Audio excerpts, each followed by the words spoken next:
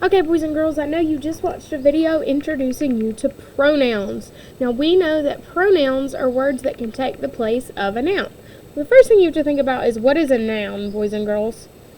Hopefully, everybody just rolled their eyes a little bit and said that a noun is a person, place, or thing, because we've been talking about that since August, at least once a week. Y'all know that. So, before we start on our workbook page, I pulled the homework page that you've already read, and you've read the story several times, to do some similar things, and I've highlighted some sentences. So let's read these sentences. It says, in the spring, Mr. Spencer plants corn next to the farmhouse.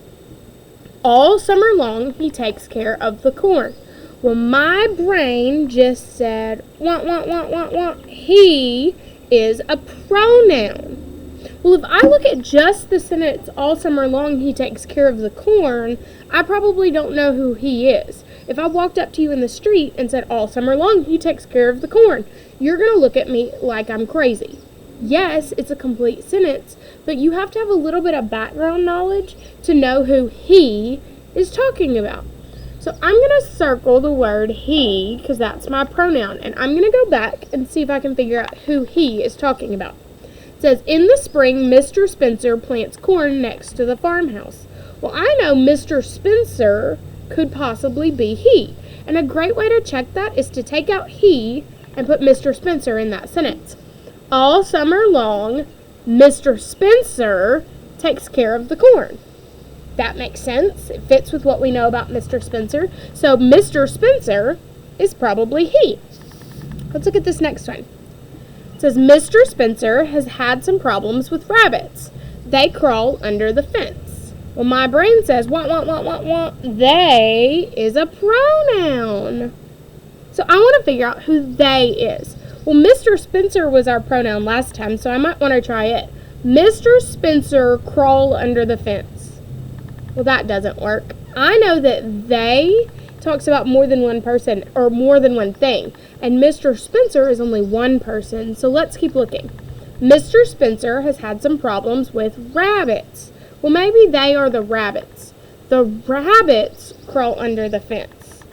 That makes a lot more sense there. Okay, well, those are just some examples, and we're going to go to our worksheet now. So we know the first thing we do when we have a new worksheet is we write our name. We don't want to get out of that habit. And they did the first one for us. It's very similar to what we did together just a minute ago. We're going to do the one they did together and one more, and then I'm going to let you pause the video and do numbers 3 and 4. So number 1 says, Kate is 9. She wrote a book. So we need to figure out who she is. They underlined, you can circle if you'd rather, whatever works for you. Well, I know that Kate is 9. Maybe Kate wrote a book. That matches what we know. So we're going to trace where they showed the arrow to show who she is. And we write our pronoun on the line. Well, now we have to do it together, and we have to find the pronoun on our own. Jack has a shop. He sells coins. Well, I know that he is my pronoun, and I like circling it. You can underline it if you'd rather. He sells coins. Well, who sells coins?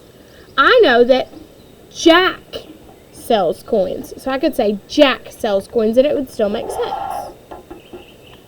And then I'm going to write he on the line to remind me that that's my pronoun, because that's the new skill we're learning. So, boys and girls, I want you to pause this video, and I want you to try number 3 and 4 on your own. Alright, so I know that you paused the video, and you've done number 3 and 4. Now we're going to get a little harder. Are you ready? Now, instead of finding the pronoun, we have to pick the pronoun that could sub for the noun they give us. So, Kate went on a trip. Blank had fun. Well, I know that Kate had fun, but I don't want to use Kate. I want to use a pronoun. So I have to think. Well, pronouns normally have to do with what gender somebody is, and I know that Kate's a girl. So Kate went on a trip. She had fun.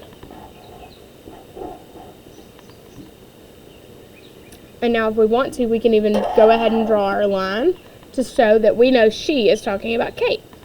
Now let's look at number 2. Jack likes the coin. Jack likes... Well, they told us that our pronoun needs to talk about our coin. Well, when we did Kate, we talked about that our pronoun a lot of the times has to do with whether our noun is a boy or a girl. Can we say whether a coin is a boy or a girl? You probably giggled at that because we can't. A coin is a thing. So I'm not going to say Jack likes him or Jack likes her. I'm going to say Jack likes it. It is our pronoun for things that aren't alive.